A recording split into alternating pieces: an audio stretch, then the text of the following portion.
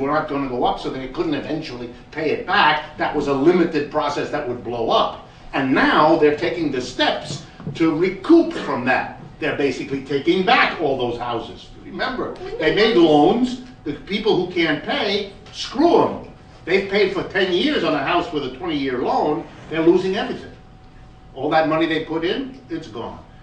The bank recoups this house, holds it, transforms it into a rental property, and will make its money, even now, from this operation. Remember what happens when you can't pay your mortgage. The house is still there. You're gone, but the house isn't.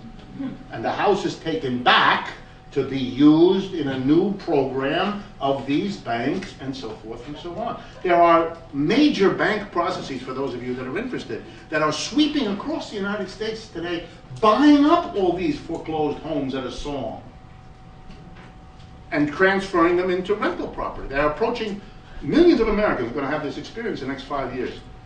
They're going to be approached by a bank which says, okay, sir, madam, we're going to foreclose. You're not paying your mortgage, and so you have two choices. You can be thrown out. We're going to throw you out 3 months. You'll be out of here. Or you sign a long-term lease with us to become a renter. You can stay in the house, but you have to sell it to us at a ridiculous price. You take all the loss, but we'll let you stay here as long as you pay us at least X dollars a month. They figured it all out. They will make money in this system, and you will be able to stay in the house. But all the equity you built up, gone. You don't own anything. You may have poured $150,000 of your money into that house, all gone. But you can stay there. You will not have to suffer the indignity of being thrown out on the street. Your children can stay in the school where their friends are. You can stay. But you'll become a debt peon. You will have nothing. And you will have this apartment, and you'll have to pay this rental. And that's how you're life. And Americans who became homeowners are now in the process of being converted back into renters. Yeah. What about the third scenario? How do you evaluate the possibility of deflation? It's always a risk. That is, just for everyone to understand, if something isn't done in a crisis, if you have this many unemployed people who can't buy stuff, and this many businesses going out, then you get to a situation where you provoke in many of the remaining businesses the following decision. I make something. I am accumulating unsold stuff because the economy is so down, people are not buying my stuff. I'm now spending money to store stuff, which I'm not sure I'm ever going to be able to sell. So that this money that I'm spending to store is money I cannot afford because it's going nowhere. I would be, here comes the punchline, I'd be better off, my losses would be less if I took the stuff that I've accumulated that I can't sell and unloaded it by bringing down the price. Then at least I get some money, I don't have the storage costs anymore, and I can try to survive. This, of course, forces your competitor into a new dilemma because you're selling the stuff at a reduced price. He can't sell his now unless he does that also. And now it goes, and you begin to get a general collapse in prices. That's always a problem in a crisis that is sharp, as ours has been, and a crisis that lasts, as ours is doing. Let me give you an example. In the Great Depression in the 1930s, workers' wages dropped, but workers' wages dropped less than the deflation we had here in the United States. So that workers' real wages actually went up. The money they lost, which hurt, was compensated by the fact that prices fell even more. That could happen in the United States also. We could have a deflation. The danger of that is that, think for a minute, if prices generally dropped in the United States, several things would immediately happen.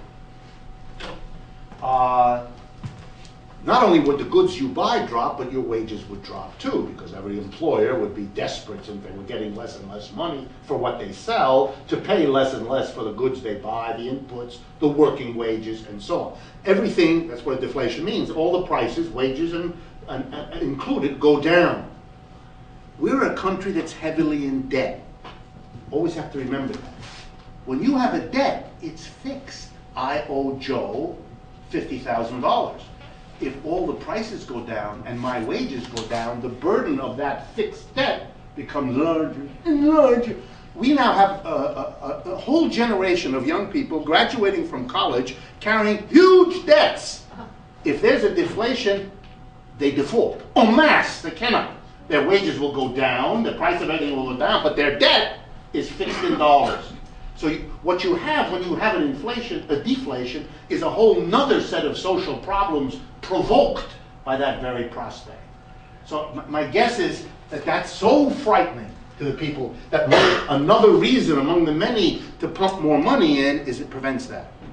It prevents falling prices because you've pumped so much liquidity in, so they will not have a deflation because they're terribly afraid that a deflation in a society that has just come off the biggest accumulation of consumer and personal debt in the history of our country. We are more indebted as a people now than ever before. Those debts would be wiped out by an inflation. Remember, if I get twice the amount of money next year that I got this year, then my fixed dollar debt is much less burdensome for me. Inflations wipe out that. Europeans and Chinese who own dollars are terribly afraid that a Sarah Palin government, which they take seriously, a Sarah Palin government would inflate like crazy to cancel the debts. It would drive all the prices up. So a debt, if I owe $10,000, but next year my salary is twice what it is this year, then the debts are wiped out. Inflations wipe out debts. Inflations wipe out savings. So you got to see who's stuck with these things. We're not a society that has any savings, so that's not a risk. We don't. They save nothing anymore. So, but we have enormous debts. It's very tempting to cancel your debts by producing an inflation. But that makes everybody who owns your currency freaked. And the risk in the United States is if the people of the world who have dollars really got rid of them, and I'm thinking here of all the people that own the debt of the United States, denominated in dollars, bonds, treasury bonds.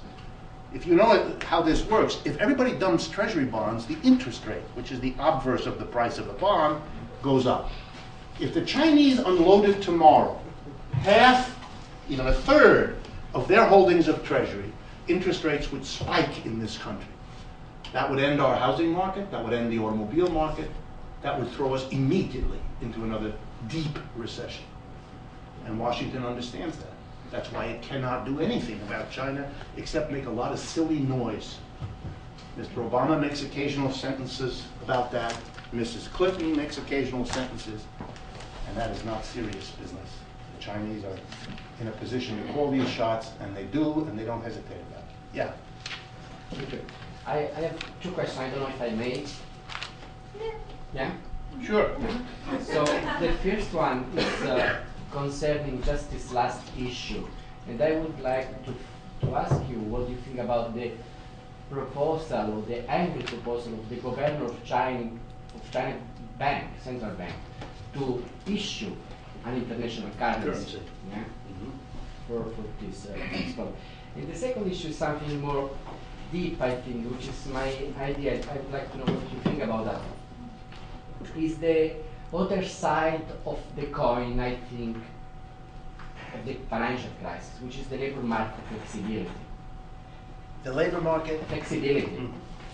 So since we got more and more flexible and precarious jobs, wherever, in Europe and in the States, and these jobs need anyway to be financed by financial tools in order to consume, in order for workers who have these flexible wages to consume. So these two things are basically one consequence of another. And then if we are going to create another 11 billion of jobs, or million of us in the Roosevelt time, and all of them they would be still flexible, like in the United States and you have. Then this job would need still financial tools like credit, mortgage, things like that, to sustain aggregate consumption, which still need to sustain. So they will not create the effect of the during Roosevelt had, meaning anyway boost consumption. So the Central Bank of China is extremely worried because currency wars, they feel, threaten them, perhaps more than anybody else. You have to remember that China has become a rich, powerful industrial country over the last 30 years, basically by producing exports more than anything else. It's an economy that provided millions and millions of its people jobs. People coming off the countryside that couldn't sustain them anymore had jobs in the cities and in the urban areas, the industrial areas, producing for export. Because it's still a very poor country. There isn't the purchasing power inside China that would have allowed them to produce for China. So they produced for the rest of the world. It's, by the way, what enabled them to have an unbelievable economic growth, and that did not allow that for the Russians, because the Russians had no foreign markets. The Russians were surrounded by hostile societies who wouldn't touch what they produced. So they did not have what the Chinese had. Different time, different history. But everything was about export. And in order for the world to buy Chinese goods, which is the only way China could industrialize and give work to its people, was if the Chinese currency was very cheap. That made all Chinese goods very attractive. You all know that. That's why all of you are wearing Chinese clothes right now. Because the Chinese pay their workers much, much less than where your clothes used to come from, and they keep their currency very low relative to the dollar particularly, to make the currency cheap and the labor cheap, and the combination out competes everybody. The Chinese can produce what we produce in America better or cheaper or both. And they've proven it over and over and over again.